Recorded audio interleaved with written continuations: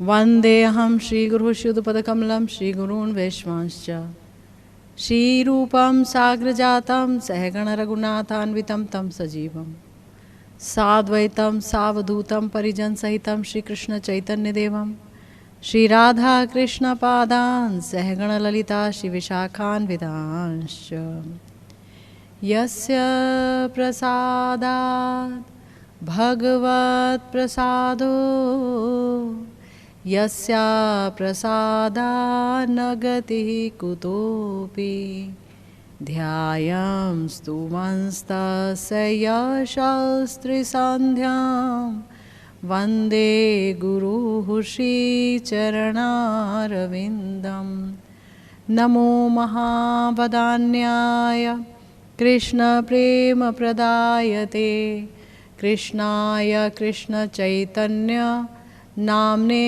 गौरत्विषे नमः। हे कृष्ण करुणा सिंधु दीनबंधु जगत्पते गोपेश गोपिका कांत राधा कांत नमोस्तुते। तप्त कांचन गौरांगी राधे वृंदावनेश्वरी वृषभानुसुते देवी त्वं नमामि हरिप्रिये। जय रूप सनातन भट्ट रघुनाथ श्रीजीव गोपाल भट्ट दास रघुनाथ এই ছে গোসাইর করি চরণ বন্দন যাহা হইতে বিঘ্ন নাশ অভীষ্ট পূরণ। वाञ्छाकल्पतरुभ्यश्च कृपा सिन्धुभ्येव च पतितानां पावनेभ्यो वैष्णवेभ्यो नमो नमः। जय श्री कृष्ण चैतन्य प्रभु नित्यानंद हरे कृष्ण हरे राम श्री राधे गोविंद। जय श्री कृष्ण चैतन्य प्रभु नित्यानंद हरे कृष्ण हरे राम श्री राधे गोविंद। जय श्री कृष्ण चैतन्य प्रभु नित्यानंद हरे कृष्ण हरे राम श्री राधे गोविंद। जय श्री कृष्ण चैतन्य प्रभु नित्यानंद हरे कृष्ण हरे राम श्री राधे गोविंद। जय जय श्री राधे श्याम। गंभीरा के गौर। हम गौरांग महाप्रभु की गंभीरा लीलाओं पर चर्चा करते चले आ रहे हैं। हमारे प्यारे गुरुदेव ने गंभीरा के गौरांग महाप्रभु के मर्म की उपलब्धि करने का बहुत सुंदर प्रयास किया अपने अनेक प्रवचनों के द्वारा। इन्हीं प्रवचनों को आधार बनाते हुए गुरुदेव के अनुगत्य में हम लोग आस्वादन कर रहे हैं गंभीरा में गौरांग महाप्रभु की लीलाओं का। देखिए, गौरांग महाप्रभु के परम कृपा पात्र यूँ तो अनेक आचार्य हुए हैं, लेकिन श्री प्रबोधानंद सरस्वती पाद बड़े ही प्यारे आचार्य हैं, जिन्होंने हमें श्री चैतन्य चंद्रामृत और श्री राधा रसुधा निधि जैसे दिव्य ग्रंथ दिए, जहाँ एक तरफ उन्होंने चैतन्य महाप्रभु की महिमा का गायन किया तो दूसरी तरफ उन्होंने श्री राधा रानी की महिमा का अपूर्व गायन किया है। चैतन्य महाप्रभु, जैसे कि आप जानते हैं, श्री राधा रानी के महाभाव और उनके अंग कांति को लेकर ही गौरांग हुए हैं। वैसे वो ब्रजेंद्र नंदन है। ब्रजेंद्र नंदन ने ही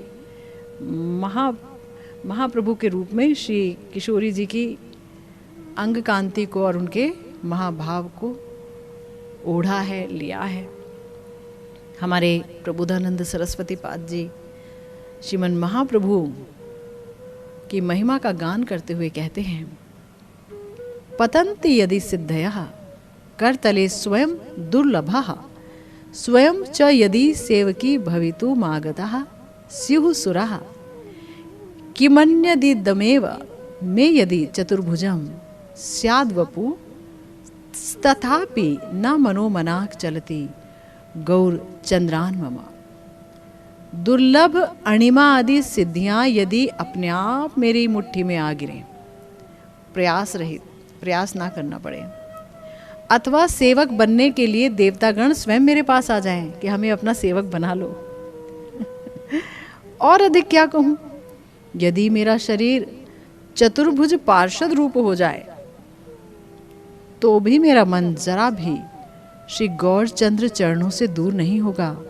मैं उनके चरण दासत्व को छोड़कर और कुछ भी नहीं चाहता हूं। बलिहारी देखिए कैसे श्री गौरांग महाप्रभु के चरणों के दास्य के अलावा अन्य कोई इच्छा नहीं है श्री प्रबोधानंद सरस्वती पाद जी की। क्यों? क्योंकि उन्होंने ही दिया है बड़ा ही दुर्लभ रस।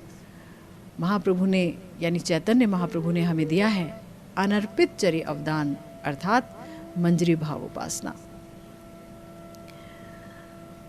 तो राधा रानी की दासी का पद उन्होंने हमें दे दिया कलिहत जीव को। लेकिन अगर हम श्री जी के भावों को नहीं जानेंगे, श्री जी कैसे महाभाव की सिंधु स्वरूपा हैं, महाभाव स्वरूपणी हैं, कैसे उनके हृदय में प्रेम के अथाह तरंगायित होती हैं, कैसे अनेक अनेक भावों से वो बनी हुई हैं, वही उनके आभूषण हैं।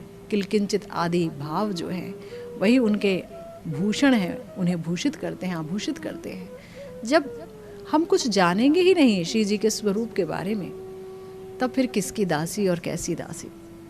तो जिसके हमें दासी बनना है उसे तो जानना होगा ना कि कैसे वो कृष्ण प्रेम में ही मत रहती हैं, है ना, अंदर बाहर कृष्ण को ही देखती हैं, उनका चित्त श्री कृष्ण से ही विभावित होता है। और कैसे जब श्याम सुंदर का सुदूर प्रवास होता है मथुरा की तरफ, तो प्रिया जी कैसे मोहनाख्या महाभाव का आस्वादन करती हैं, मोहनाख्या महाभावती हो जाती हैं। तो ऐसी किशोरी जी को हम कैसे जानेंगे? हम जानेंगे उन्हें श्री गौरांग महाप्रभु के माध्यम से। श्री गौरांग महाप्रभु ने जहाँ हमें अनर्पित चरी अवदान श्री राधा दासी का पद दिया है, वहीं उन्होंने अपने आस्वादन के माध्यम से ये दिखाया है कि किशोरी जी का जो प्रेम सिंधु है वो कितना गहन है, कितना गहरा है। श्रीमन महाप्रभु जिस भाव का आस्वादन कर रहे हैं वो श्री किशोरी जी का वही भाव है जब उद्धव जी भगवान श्री कृष्ण के वृंदावन भेजने पर गोपियों से मिले थे, राधा रानी से मिले थे, और उनको देखकर जो राधा रानी की महाभाव सिंधु में उछाल आया था, वो दिव्योन्मादग्रस्त हो गई थी, दिव्य उन्मादित हो गई थी। ये सब प्रेम से ही उत्थित विभिन्न प्रकार के भाव हैं, दिव्य हैं, दिव्याति दिव्य। साधारण व्यक्ति भला यहाँ कैसे पहुँच सकता है? गुरु गौरांग की कृपा से अगर कोई पहुँच जाए तो बात अलग है, तथापि ना जाएं हम उस तरफ, उस मार्ग के पथिक ही ना बने तो बहुत बड़ी संपत्ति से वंचित हो जाएंगे। इसीलिए प्रयास है कि हम अपने प्यारे श्री गुरुदेव के अनुगत्य में उनकी कृपा को पाते हुए, उनकी करुणा को पाते हुए आगे बढ़ें। यत् किंचित कुछ तो समझ आएगा, है ना। तो हमने पिछली दफ़ा जाना कि श्री कृष्ण ने उद्धव जी को भेज दिया है वृंदावन धाम, ब्रज धाम भेज दिया है, और कहा है कि नंद बाबा से मिलिए, यशोदा मैया से मिलिए, और गोपियों से तो ज़रूर मिलिए। गोपियों का मन प्राण मुझे ही समर्पित है, वो सिर्फ मेरे सुख में ही सुखी हैं, वो देह और दैहिक आदि से एकदम अलग हैं, उन्हें कुछ नहीं पता देह और दैहिक ये क्या उपाधियां हैं। तो उनको तुम अवश्य समझाना, लेकिन अपनी चतुराई वहाँ मत दिखाना, वहाँ बताना श्री कृष्ण उवाच, श्री कृष्ण ने क्या कहा है तुम्हारे लिए, तभी वो सुनेंगी, अन्यथा वो तुम्हें नहीं सुनेंगी। हमने जाना कि उद्धव जी को क्यों अपना दूत बनाया है श्री कृष्ण ने, पूरे विष्णु कुल में उद्धव जी ही क्यों। उनके 6 गुण हैं जिन गुणों पर चर्चा हो रही थी, जहाँ पर हम लोगों ने ये जाना कि जो उद्धव जी हैं बड़े ही प्यारे मंत्री भी हैं, है ना, श्री कृष्ण के मंत्री हैं, और उद्धव जी जो हैं वो समस्त वृष्णिगण के बड़े ही आदरणीय हैं, मंत्री हैं, आदरणीय हैं। और अब जो तीसरी बात है, जो तीसरा गुण है, वो ये कि हमारे जो ये उद्धव जी हैं ये श्री कृष्ण के सखा भी हैं, उनके दैत्य हैं। कृष्णस्य दैतः सखा। श्री सुखदेव गोस्वामी जी श्री उद्धव जी के 6 गुण बता रहे हैं कि क्यों उद्धव जी को चुना गया, कि आप ही जाकर के हमारे विरही माता पिता को समझाएं, हमारी गोपियों को समझाएं, श्री राधा जी को समझाएं। तो श्री उद्धव जी हैं श्री कृष्ण के परम प्रिय, प्राणों से भी ज़्यादा प्रिय, या कहिए प्राणों के समान प्रिय हैं। जैसे किसी को अपने प्राण प्रिय होते हैं, वैसे ही उद्धव जी श्री कृष्ण को अत्यंत प्रिय हैं। वे भक्त हैं, भक्त तो भगवान को होते ही बड़े प्रिय हैं, और भक्त भी हैं तो कैसे भक्त, शरणागत भक्त हैं, शरणागत हैं, पूरी शरणागति लिए है। इसीलिए गोपियाँ उद्धव को देखते ही आनंदित हो गई, और उनको देखते ही वो आनंद के उत्सव में डूब गई। क्यों? क्योंकि वो देखने में भी कृष्ण जैसे हैं, देखने में भी कृष्ण जैसे हैं। विरहिणी गोपियाँ जो कृष्ण को देखे हुए कितने दिन गुजार रही हैं वन के अंदर, अचानक श्री कृष्ण का सादृश्य लिए, उनकी समानता लिए उद्धव जी आ रहे हैं, तो बोल रही हैं, सखियों देखो ये हमारे प्राण प्रियतम की तरह ही है ना, ऐसे ही वेश धारण करके आता है। किसी ने कहा, अरे प्राण प्रियतम की तरह है, क्या बोल रही हो कि वैसे ही वेश धारण किया है। अरे भाई, ये सारा का सारा जो इनका वेश है वो हमारे प्रियतम का प्रसादी वेश है, क्योंकि जो सुगंध उन वस्त्रों से आ रही है, उन पुष्पमालाओं से आ रही है, उस सुगंध को हम बहुत अच्छी तरह से जानते हैं। गंध दिए करे अंध है, ऐसी श्री कृष्ण की अंग गंध है कि वो गंध दे करके अंधा बना देते हैं। जो एक बार श्री कृष्ण के अंग गंध का आघ्राण कर लेता है, उसे सूंघ लेता है, फिर वो सब कुछ भूल जाता है। तो वो गंध मैं कभी नहीं भूल सकती, गोपियाँ कह रही हैं। तो श्रीमद् भागवतम में वर्णन भी आया 11वें स्कंध में 6ठे अध्याय में, जहाँ पर उद्धव जी ने कहा, त्वयोपभुक्त स्रग गंध वासो अलंकार चर्चिता उच्छिष्ट भोजिनो दासास्तव मायाम जये मही। कि हे प्रभु, हम आपके द्वारा उपयुक्त जो आपने प्रयोग में लाए हैं, वो वस्त्र, वो गंध, वो माला, वो अलंकार जब धारण कर लेते हैं और आपका अधरामृत पान करते हैं, तो हम आपके दास कहलाते हैं, और माया तब हमारा कुछ नहीं बिगाड़ सकती। तो इसीलिए ये समस्त प्रसादी वस्त्र और आभूषण धारण करते हैं, श्री कृष्ण का प्रसादी वस्त्र, इसलिए वो उनके बड़े ही प्रियतम हैं और कृष्ण के बंधु भी हैं। श्री कृष्ण अपने वेश को भी खोल करके, अपना वेश खोल करके, उतार करके अपने वस्त्र इनको पहना दिए हैं। इन्हीं के पास कृष्ण कथा सुनी जा सकती है। यानी ये श्री कृष्ण के प्रिय हैं, तभी तो उन्होंने अपने वस्त्र और अपना समस्त प्रसादी गंध माला आदि इनको पहना दिया। तो ये कृष्ण को अच्छी तरह समझते होंगे, जानते होंगे कि वो कैसे हैं, वो क्या बातें करते हैं, क्या हमारी बातें भी करते हैं। इनके पास ही श्री कृष्ण कथा को हमें सुनना चाहिए। गोपिकाओं ने जब उद्धव जी को देखा तो बहुत ही संभ्रम सहित, संकोच सहित उन्होंने एक आसन बिछा दिया उद्धव जी के बैठने के लिए। कैसा आसन है? गुरुदेव कह रहे हैं एक बिल्कुल फटा हुआ और एकदम मलिन आसन है ना। साफ सुथरा तो नहीं है। कब से आई हुई हैं गोपियाँ, जब से कृष्ण चले गए अक्रूर जी के साथ, तब से गोपियाँ वन में आ गई हैं। तो ऐसा कोई साफ सुथरा बहुत आसन तो नहीं है। तो उद्धव महाशय ने जब इनकी विरह रूपी विष से जली हुई मूर्ति को देखा, गोपियों को देखा, तो वो चौंक गए। अब वो आसन पर कैसे बैठेंगे? उन्हें बहुत संभ्रम संकोच हो गया गोपियों का ऐसा विरह देखकर। वो तो सोच भी नहीं सकते थे कि कृष्ण के वियोग में गोपियों की ये दशा होगी। तो उन्होंने अपने हाथों से, गोपियों ने अपने हाथों से आसन को बिछाया है, तो भाई आसन का थोड़ा सत्कार तो करना होगा। तो उन्होंने आसन को प्रणाम किया और उस आसन के सामने वो मिट्टी पर ही बैठ गए, आसन पर नहीं बैठे।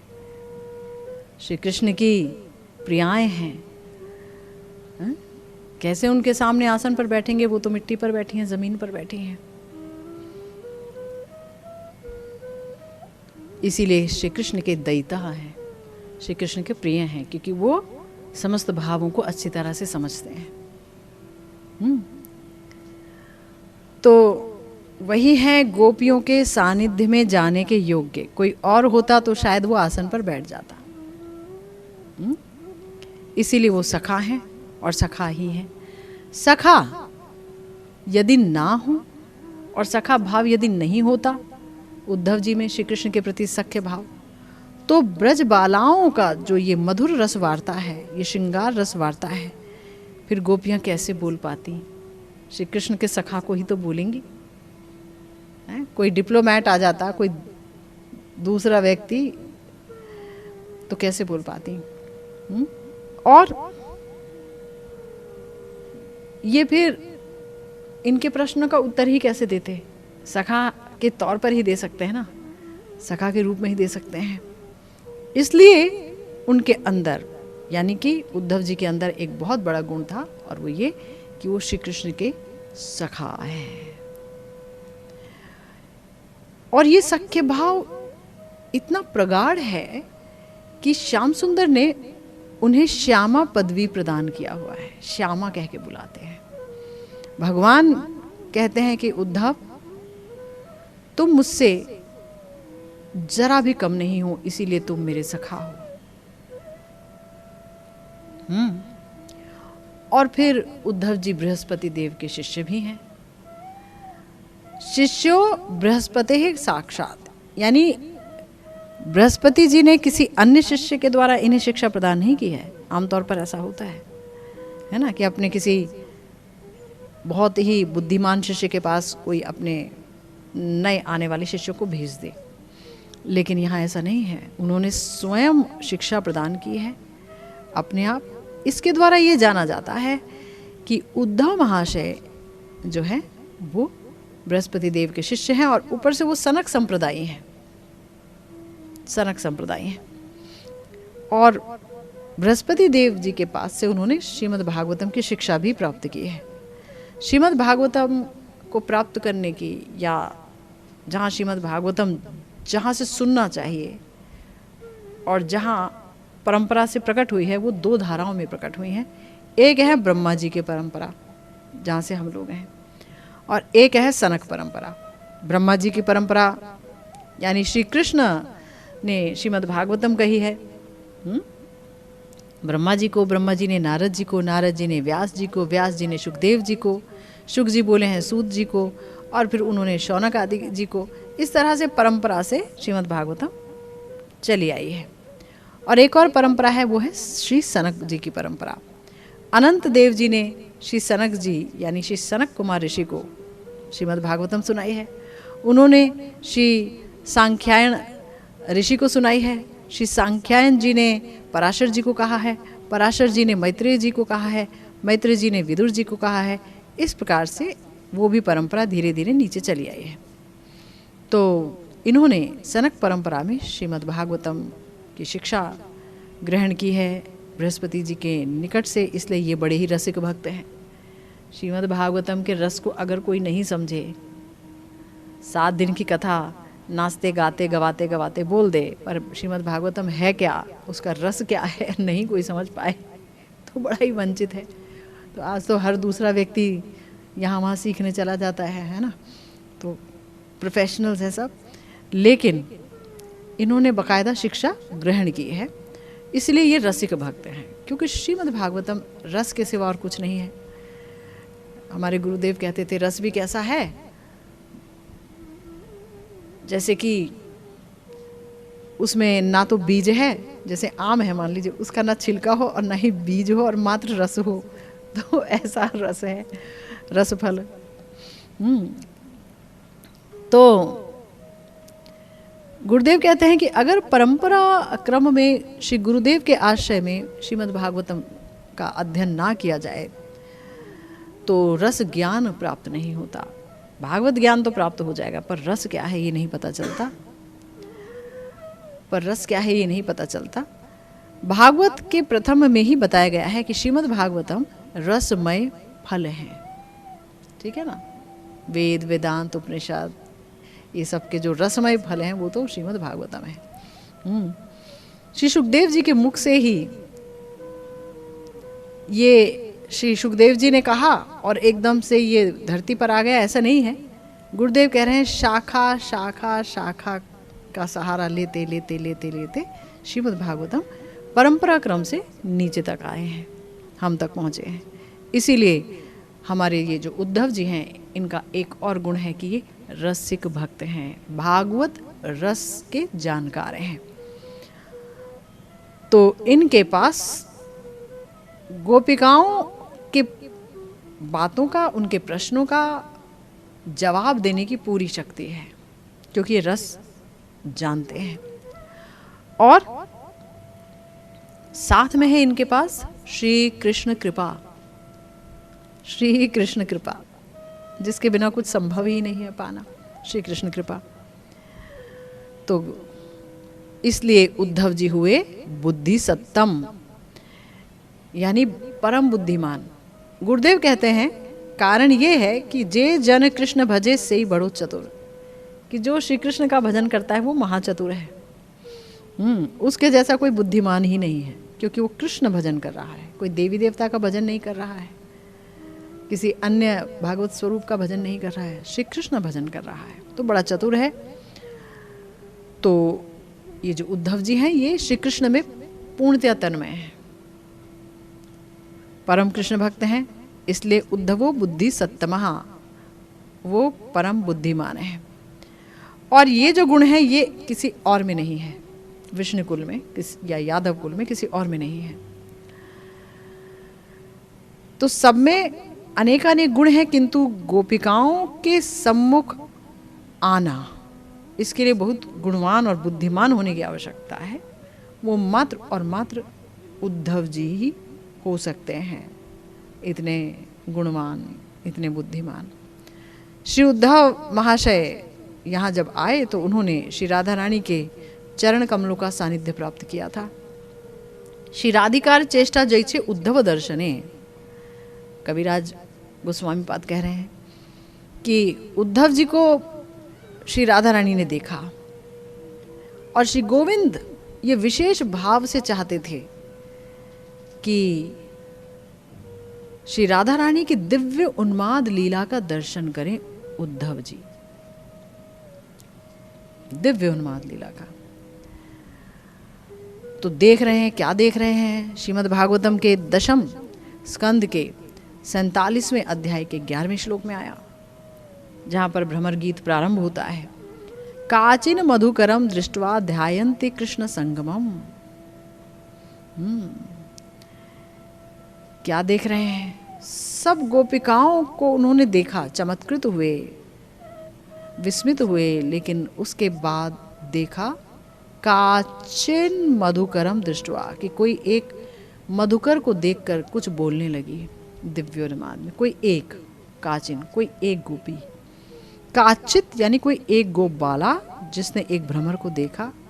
तो ये ब्रजबाला कौन है? काचित शब्द के द्वारा हम क्या समझें, है ना? तो गोस्वामी जी कह रहे हैं, गोस्वामी पाद यानी हमारे जो आचार्य हैं, हमारे जो अष्ट गोस्वामी पाद हैं, उनमें हमारे गोस्वामियों ने कहा काचित एका पक्षा राधा। काचित का मतलब यहाँ राधा है। श्री रूप सनातन जी, श्री भट्ट रघुनाथ जी, श्री रघुनाथ दास जी, श्री जीव गोस्वामी पाद जी, श्री कृष्णदास कविराज गोस्वामी जी, हम जिनका भी ग्रंथ क्यों ना पढ़ लें, संदेह का कहीं से कोई संदेह की कोई गुंजाइश नहीं रहती है ना? तो गुरुदेव कह रहे हैं कि इस काचित शब्द की हमारे गोस्वामियों ने 2 व्याख्याएं दी हैं।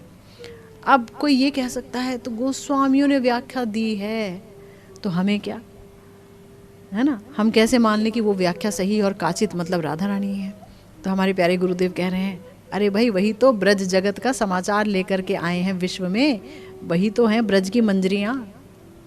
श्री राधा रानी को वही तो जानती हैं, वही तो साई की तरह उनके पास रहती हैं, वही तो सेवा रस की मूर्तियाँ हैं, वही तो जानती हैं कि ब्रज में कुंज निकुंजों में क्या होता है।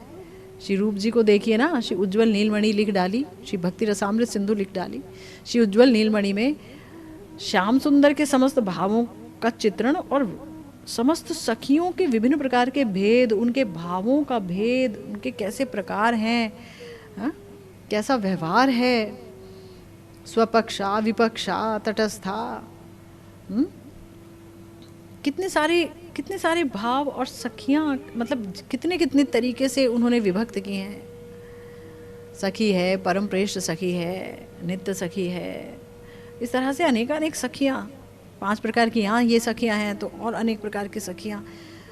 मतलब इतना सुंदर तरीके से उन्होंने सखियों को डिस्क्राइब किया है, सखियों का वर्णन किया है श्री रूप जी ने।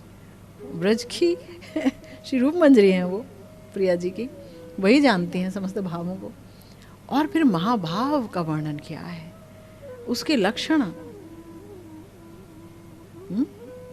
स्नेह क्या है, मान क्या है, प्रणय क्या है, राग क्या है, अनुराग क्या है, स्नेह कितने प्रकार का होता है, मान कितने प्रकार का होता है, ये सब कौन बता सकता है हमें? ये तो गौरांग महाप्रभु के साथ जो हमारे आचार्य आए हैं, ये कोई आम थोड़ी ना है, आम आदमी थोड़ी ना है भाई। ये लोग हैं ब्रज की निकुंज के रहस्य को जानने वाली मंजरियां। इसीलिए रूप जी ने निकुंज रहस्य स्तोत्र की भी रचना की। निकुंज रहस्य क्या है? निकुंज स्तव,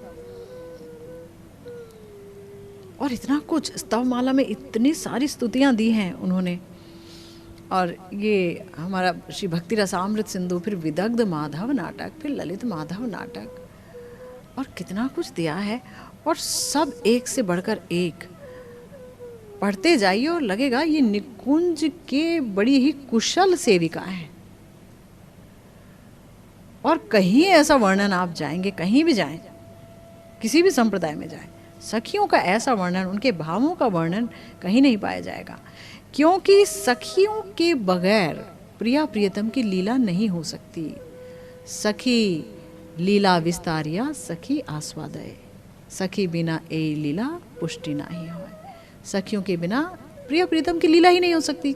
अब सखियों के प्रकार ही नहीं पता होंगे, उनके मूड्स नहीं पता होंगे, उनके भाव नहीं पता होंगे, प्रिया जी क्यों मान में आ जाती हैं, ऐसे थोड़ी ना मान में आ जाती हैं। विपक्षा सखियों के पास अगर श्याम सुंदर जा रहे हैं, क्यों जा रहे हैं? ये कृष्ण प्रेम है ही क्या? ये प्रिया जी का प्रेम किस प्रकार का है? और ये मोहनाख्या महाभाव ही किस प्रकार का है जो सुदूर प्रवास में प्रकट हुआ?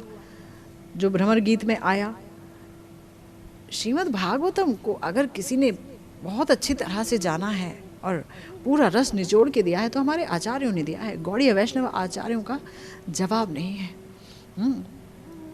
तो उन्होंने जो कुछ दिया है हम यहाँ देखते हैं। हमारे प्यारे गुरुदेव कह रहे हैं कि ब्रज का समाचार, ब्रज जगत का समाचार यही विश्व में लेकर आए। ना केवल ये कि लुप्त तीर्थों का उद्धार किया, वृंदावन धाम, ब्रज धाम एकदम लुप्त हो गया था, कौन जानता था श्री राधा कुंड कहाँ है।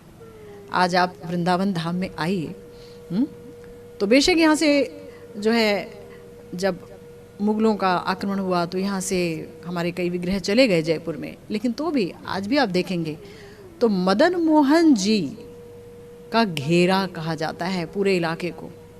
मदन मोहन जी आज भी बहुत फेमस हैं। पुराने ब्रजवासियों से पूछ लीजिए, वो बताएंगे ये मदन मोहन जी का घेरा है। आप बाज़ार में जाइए, बोलेंगे गोपीनाथ बाज़ार चल रहे हो, यानी गोपीनाथ जी का भी बाज़ार है, उनके नाम पर भी बाज़ार है। ओहो, ये सारे के सारे श्री विग्रह गौड़ीय वैष्णव आचार्यों के द्वारा प्रकटित और पूजित विग्रह हैं। फिर गोविंद देव जी का बहुत बड़ा घेरा है, गोविंद देव जी की संपत्ति है। आज वृंदावन में 5 कोसी परिक्रमा में जब हम जाते हैं तो हम ये देखते हैं, तो इससे बहुत हद तक साबित होता है कि अरे इतने प्राचीनतम मंदिर, इसका मतलब यहाँ ये जो वृंदावन की खोज श्रीमन महाप्रभु ने अपने आचार्यों के द्वारा कराई, क्योंकि वही तो ब्रज की मंजरियाँ हैं, वही तो जानती हैं कहाँ क्या हुआ। ये तो सोचिए। तो आज हम सबको बड़ी सुविधा मिली है, हम आते हैं जाते हैं, लेकिन हमारे आचार्यों ने क्या कुछ नहीं किया। उन्होंने ब्रज के लुप्त तीर्थों का उद्धार किया, पब्लिक को, जनता को जनाया, दिखाया, बताया और ग्रंथ लिखे, रसास्वादन किया। ब्रज रस क्या है वो ग्रंथों के माध्यम से जन जन तक पहुंचाया। तो इसीलिए हमारे प्यारे गुरुदेव कह रहे हैं कि ये ही तो बताएंगी कि वो जो मधुकर को देख करके इतना कुछ बोली, एक भ्रमर को देखकर, एक भंवरे को देखकर, वो राधा हैं, क्योंकि यही तो उनके साथ रहती हैं। सेविकाएं ही तो श्री राधा रानी के साथ रहती हैं, वो जानती हैं कि कब क्या हो रहा है।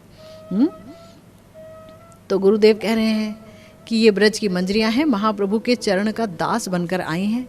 श्री श्री राधा रानी की प्रेम माधुरी और श्री राधा रानी की रसमयी वार्ता विश्व जगत को बताएंगी, इसलिए वो यहाँ आई हैं। उन्होंने ही तो व्याख्या की है भागवत की। तोषणी टीका में उन्होंने 2 व्याख्याएं लिखी हैं। काचित कापितासाम मुख्यतमयिका यद्वा के प्रेम सुखे आ समन्तात चित विज्ञानम यस्याः सा राधा। यानी इस प्रेम सुख के अंदर जिसकी अखंड अनुभूति है, यानी जिस प्रेम सुख को वो अखंड रूप से भोग रही हैं, जो प्रेम सुख की प्रदात्री भी हैं और अखंड प्रेम सुख की अखंड अनुभूति है, वही है काचित, यानी कोई। तो अब गुरुदेव बता रहे हैं कि देखिए, प्रेम के 2 कलेवर हैं। जैसे एक सिक्के के 2 पहलू होते हैं, हेड एंड टेल, तो इसी प्रकार से प्रेम के भी 2 पहलू होते हैं। एक है मिलन और दूसरा है विरह। मधुर रस में मिलन और विप्लंभ, ये 2 ही परिभाषा है। या विरह होगा और मिलन होगा। और अगर सिर्फ मिलन ही होता रहे, हमेशा मिलते रहे, तो रस का उत्कर्ष नहीं होगा। और अगर विरह होगा तो मिलन भी पुष्ट होगा। ये हम आम जिंदगी में भी देखते हैं, है ना। तो इसीलिए मधुर रस में विरह का होना भी बहुत आवश्यक है। और ये कोई मनगढ़ंत बात नहीं है, हम श्रीमद् भागवतम को आधार बनाकर चलते हैं। श्रीमद् महाप्रभु ने श्रीमद् भागवतम को ही आधार बनाया है अपनी हर बात का। श्रीमद् भागवतम में ही हम देखते हैं वेणुगीत, जहाँ विरह है। हम देखते हैं कि कैसे श्याम सुंदर वो रास में से अंतर्धान हो जाते हैं, तब कितना बड़ा विरह जो है उसको भोगती हैं गोपियाँ। फिर मथुरा चले जाते हैं, तब फिर से विरह का आस्वादन करती हैं और विरह में पड़ी रहती हैं समस्त गोपियाँ। और इसीलिए तो उद्धव जी को भेजा, इसीलिए तो ज्ञान गुदड़ी है यहाँ पर, इसीलिए तो भ्रमर घाट है यहाँ पर, वरना ये सब क्यों होते। तो मधुर रस में ये दो चीजें हैं, और जब मिलन होता है तो वहां राधा रानी का मादनाख्य महाभाव प्रकट होता है। और ये इतना अचिंत्य भाव है कि इसका क्या वर्णन किया जाए। अचिंत्य भाव है। श्याम सुंदर इस भाव के पूर्णतः अधीन है। परम विभु हैं प्रेमवती राधा रानी, परम विभु। उनका जो प्रेम है परम महान है, और ये जो मादन महाभाव है मात्र उन्हीं में है, प्रिया जी में है, जो मत कर देता है श्याम सुंदर को। इस मादन के द्वारा श्री कृष्ण की समस्त वांछाओं की पूर्ति करती हैं प्रिया जी, इस मादन रस के द्वारा। ये अन्य किसी गोपी में है ही नहीं। तो मिलन के आनंद में ये जो मादन है गोविंद तक को विमोहित कर देता है। और देखिए, ये गोविंद जब बोला या श्री कृष्ण बोला तो ये समझ लीजिए ये श्री कृष्णस्तु स्वयं भगवान की बात हो रही है। कृष्ण स्वयं भगवान है, और फिर उनसे अनंत भगवत स्वरूप प्रकटित हैं। क्या बोलें, डिटेल में क्या जाए, अनंत विभूतियां प्रकटित हैं, है ना। तो उन वो जिनकी माया से हम मोहित हैं, वो स्वयं प्रिया जी के प्रेम से मोहित हैं। वो जिनका सौंदर्य का एक बिंदु त्रिजगत को बहाने के लिए काफी है, वो प्रिया जी से मोहित हैं। तो वो जो सर्वज्ञ शक्ति, वो जो ज्ञान शक्ति से युक्त है। अब भाई कोई मोहित तब होता है ना जब उसके अंदर ज्ञान ही ना हो किसी चीज को समझने का, तो मोहित हो जाता है। लेकिन ये तो ज्ञान शक्ति इनकी सेवा कर रही है श्याम सुंदर की, लेकिन वो परम मोहित है प्रिया जी के मादनाख्य महाभाव के कारण, जो कि सिर्फ मिलन में ही प्रकट होता है। तो इसलिए वो परम श्रेष्ठा है मिलन का आनंद प्रदान करने में। और फिर जो विप्रलंभ है, विप्रलंभ में भी मिलन के आनंद का चमत्कार है। ये बहुत अचिंत्य है। यानी विरह हो गया, श्याम सुंदर चले गए, लेकिन प्रिया जी हर चीज कृष्णमय देख रही हैं। पूरा जगत कृष्णमय है। मिलन आनंद का वहां अपूर्व चमत्कार है। और वहां पर वो मोहनाख्या महाभाव और वो जो दिव्योन्माद चेष्टा उस मोहनाख्या महाभाव के अंतर्गत होती है, वो प्रिया जी की ही और एकमात्र प्रिया जी की ही भाव संपत्ति है ना। इसलिए क्या मिलन में और क्या विरह में श्री राधा रानी अपने प्रेम रूपी नेत्र से, उनके जो प्रेम से भरे हुए नेत्र हैं, उससे वो अखंड अनुभूति प्राप्त करते हैं। मिलन में मिलन के आनंद रूपी अनुभूति को प्राप्त करती हैं और उस अनुभूति को प्रदान करती हैं, और विरह में भी वो असीम मिलन आनंद, यानी जो मिलन में मिलन आनंद है वो विरह में वही मिलन आनंद कोटि कोटि गुना बढ़ जाता है। कैसे बढ़ जाता है ये सिर्फ वही जानते हैं, मोहनाख्या महाभावती। इसीलिए उनका प्रेम अखंड प्रेम है। और अखंड अनुभूति है उस प्रेम की। इसीलिए ये जो काचित हैं ये सर्व मुख्या गोपी शिरोमणि श्री राधा है। अन्य गोपी कैसे हो सकती है, क्योंकि उनमें तो ना मादनाख्या महाभाव है ना मोहनाख्या महाभाव है। विरह में तो मोहनाख्या महाभाव प्रकटित होता है, और वही दिव्योन्मादग्रस्त होगा जिसके अंदर मोहनाख्या महाभाव है ना। दिव्योन्मादग्रस्त होकर के वो चित्र जल्प करेगा, यानी कई तरह की बातें करेगा, जो कि जिसको 10 प्रकार से कैटेगराइज किया गया है हमारे आचार्यों के द्वारा, कि प्रजल्प है, सुजल्प है, और भी बहुत कुछ जो कि हम धीरे धीरे जानेंगे। तो और एक व्याख्या की गई है, और वो ये कहा गया है कि जो समस्त सभी के प्रेम सुख को क्षण क्षण में वर्धित करती हैं, वही है काचित, यानी कोई गोपी काचित, जो हर एक के प्रेम सुख को, हम सब इसलिए दुखी हैं क्योंकि हमें प्रेम सुख नहीं मिला। हम सब प्रेम सुख चाहते, पर यहाँ प्रेम है नहीं, और वो प्रेम सुख सिर्फ राधा रानी दे सकती हैं, क्योंकि वही आह्लादिनी शक्ति हैं। आह्लादिनी शक्ति की वृत्ति जब हमारे हृदय में आ जाएगी, जब हमारा हृदय शुद्ध सत्व से आक्रांत हो जाएगा, और आह्लादिनी और संवित शक्ति की सारवृत्ति हमारे चित्त से तादाद में स्थापित कर लेगी, एकाकार स्थापित कर लेगी, तब उसका नाम होगा प्रेम, है ना। और तभी हम सुखी हो सकते हैं जब वो प्रेम मिल जाए, यानी कृष्ण प्रेम मिल जाए,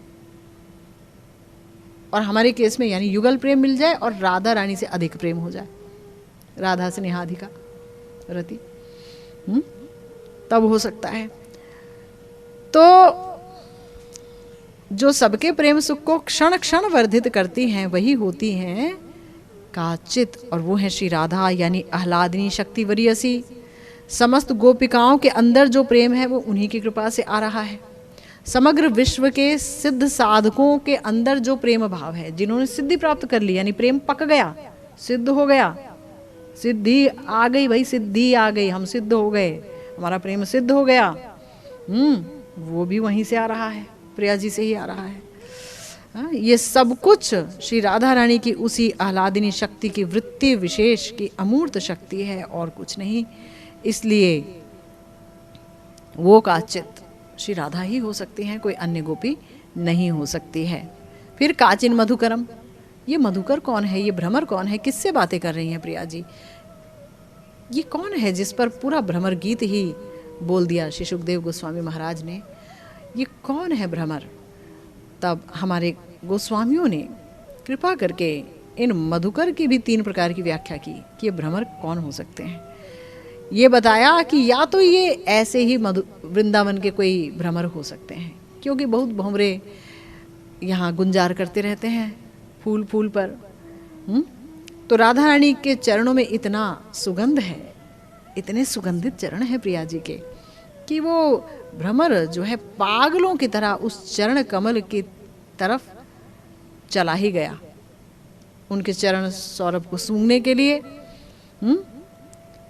और वहां गुंजार करने लगा।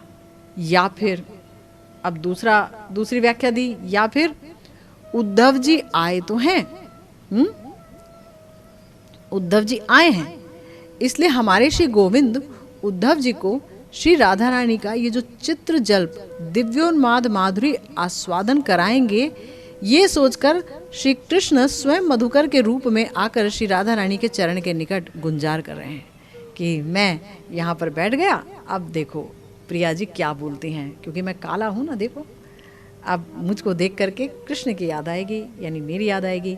फिर उस याद में वो क्या क्या बोलती हैं, क्या क्या बोलते हैं, कुछ भी बोलते चली जाती हैं। वो है दिव्योन्माद माधुरी, उसको दिखाने के लिए श्याम सुंदर स्वयं ही भ्रमर के रूप में आए हो सकते हैं। तो इससे क्या होगा, इससे 2 लाभ होगा। एक तो ये कि उनके सानिध्य में श्री राधा रानी की दिव्योन्माद दशा प्रकाशित होगी, और वे श्री राधा रानी के श्री मुख से उस दिव्योन्माद दशा का स्वयं श्रवण करेंगे और उद्धव जी को भी सुनाएंगे, और श्री राधा रानी के चरण सौरभ रस का भी आस्वादन लाभ करेंगे। ये श्याम सुंदर को 2 सुंदर वस्तुएं प्राप्त होंगी, इसलिए भृंग रूप में आकर वो गुंजार कर रहे हैं। मधुकर कोई भी क्यों ना हो, मधुकर कोई भी क्यों ना हो, ये पक्ष उन्होंने बताया। ये भी बताया गया कि हो सकता है उद्धव जी को ही उन्होंने मधुकर के रूप में सोच लिया हो, लेकिन मधुकर को देख करके श्री जी एकदम मान में आ गई हैं। किशोरी जी मधुकर को देख करके एकदम मान में आ गई हैं, और दिव्योन्माद की प्रेरणा से वो मानवती हो गई हैं। ये बड़ी अजीब सी बात है। अरे मानवती होने के लिए, अरे जिससे तुम मान कर रही हो कम से कम वो तो सामने हो। मान कैसे हो जाएगा बिना मतलब बैठे बैठे। प्रियतम तो चले गए हैं मथुरा, अब एक भ्रमर ही तो आया है, तुम मानवती हो गई, एकदम भ्रमर को देखते ही मान में आ गई। ये एक ऐसी चेष्टा है आपकी, तभी तो बताए दिव्योन्माद है, ये सभी तो दिव्योन्माद है। तो इतने बड़े विरह में तो आदमी रोते रोते ही थक जाएगा, वो रोता ही रहेगा, रोता ही रहेगा। सात्विक भाव उदित होंगे, सुदीप्त सात्विक भाव, वो मूर्छित हो जाएगा। ये इतने बड़े, इतने विशाल विरह में मानभंगी कैसे हुआ, है ना। क्योंकि मातुर विरह में जो चरम दशा है वो मोहनाख्य महाभाव है, और उसी में ये दिव्योन्माद पैदा होता है। फिर मान कहाँ से आ गया। तो गुरुदेव कह रहे हैं हाँ भैया ये तो आएगा ही, क्योंकि ये जो दिव्योन्माद लीला है ना, ये कोटि कोटि भावों का आश्रय है, उनमें से एक मान भी भाव उत्पन्न होगा ही। कोटि कोटि भाव उत्पन्न होंगे श्री जी के अंदर, उनके पूरे बदन माधुरी पर, उनके पूरे वो जो बोलेंगी चित्रजल्प, और जो उनकी कायिक चेष्टा होगी, जो मन की चेष्टा होगी, वो सब कुछ, और वो जो बोलती रहेंगी, वाणी के द्वारा जो चेष्टाएं प्रकाशित होंगी, जिसे चित्रजल्प कहा गया है, वो सब दिव्योन्माद की विशेषता है। तो वो होगा ही। इसीलिए उत्तर दिया गया ध्यायन्ति कृष्ण संगमम, प्रिय संग का ध्यान करते करते ये हुआ है। उन्होंने इतना ध्यान किया है श्री कृष्ण का, वो ध्यान अभी भी कर रही हैं। ध्यान से तो वो कभी भी अलग हुई ही नहीं है, श्री कृष्ण ही ध्यान में है। वो देख रही हैं, अरे ये तो आए, अब गए, अब आए, अब गए, आए गए, आए गए, अभी तो आए, अभी तो बैठे थे यहाँ पर, अरे अब जा रहे हैं। तो मान आ गया, आए और जा रहे हैं, तो मन में ये बात आ गई, अच्छा कहीं कोई और दयिता होगी, कहीं कोई और रमणी होगी जिससे मिलने के लिए जा रहे हैं, मुझे छोड़कर मथुरा जा रहे हैं। स्फूर्ति हो रही है उन्हें। तो गुरुदेव कह रहे हैं स्फूर्ति नहीं हो रही है, ये साक्षात है, साक्षात कुरुक्षेत्र में श्री कृष्ण ने प्रिया जी को कहा था, राखिते तोमार जीवन सेवी आमी नारायण, तार शक्ते आसी नीति नीति, तोमा सोने क्रीड़ा कोरी, नीति जाई जदुपुरी, ताहा तुम्ही मानो आमा स्फूर्ति। बोले कि देखो प्रिय, तुम बच जाओ, तुम मेरे विरह में ऐसे टूट ना जाओ, तुम्हारा जीवन बच जाए, इसलिए मैं रोज नारायण भगवान की पूजा करता हूं। नरवत लीला है ना हमारी श्याम सुंदर की, यही तो विशेषता है कि वो अपने ईश्वरत्व को भूल गए हैं पूरी तरह से, प्रेम के ऐसे वशीभूत हो गए हैं कि वहां उनको अपने ईश्वरत्व का कोई ज्ञान नहीं है कि मैं ईश्वर हूं। तो इसीलिए कह रहे हैं राखिते तुम्हार जीवन, और इसीलिए मधुर लीला है। नर लीला ही में तो माधुरी है ना, ईश्वर लीला में क्या माधुरी होगी, वहां तो ऐश्वर्य ही ऐश्वर्य प्रकाशित होगा। राखिते तुम्हार जीवन सेवी आमी नारायण, तार शक्ति आसी नीति नीति, उन्हीं की शक्ति से मैं रोज आता हूं। तुम सोने क्रीड़ा करी, मैं तुम्हारे साथ क्रीड़ा करता हूँ, नाचता हूँ, बातें करता हूँ, और तब रोज ही मैं यदुपुरी वापस चला जाता हूँ। लेकिन तुम उसे स्फूर्ति मानकर बैठी हो कि शायद मेरी कल्पना थी, वो थे कि नहीं थे, शायद कल्पना थी। तुम तो स्फूर्ति मान सकती हो राधे, लेकिन वो मैं स्वयं हूँ, स्फूर्ति नहीं है। जब विरह में तुम्हारे जीवन का संकट उपस्थित हो जाता है, तब मैं नारायण की सेवा करता हूँ कि हे नारायण मुझे शक्ति दो, मैं जिससे राधा रानी के पास जा सकूं। ये माधुर्यमयी लीला है, इसीलिए सेवी आमी नारायण, उस नारायण की शक्ति से मैं हमेशा आता हूँ राधे। और तुम सोचती हो ये कल्पना है, कारण श्री कृष्ण तो द्वारिका में है, तब वस्तुतः ये क्या है? तो गुरुदेव कह रहे हैं ये साक्षात ही है, क्योंकि कृष्ण यहाँ से कहीं गए नहीं। वृंदावन परित्यज्यम पादमेकम न गच्छामि, वृंदावन छोड़कर मैं एक भी अपने चरण बाहर नहीं निकालता वृंदावन की भूमि से, मैं हमेशा वृंदावन में ही रहता हूँ। एक चरण भी उन्होंने बाहर नहीं निकाला श्री वृंदावन धाम से। तो फिर कौन गया? कोई तो गया अक्रूर जी के रथ पर बैठकर। अक्रूर जी के रथ पर बैठकर कौन गया, एक बहुत बड़ा रहस्य है। अगर ये यहाँ है तो गया कौन? किसने भेजा उद्धव जी को? ये सब क्या है जानेंगे हम, श्रीमन महाप्रभु ने चाहा तो। इसी के साथ आज की भागवती कथा यही विश्राम लेती है। जय जय श्री राधे श्याम, श्री गुरु निताई गौर सीतानाथ प्रेमानंदे हरि हरि बोल।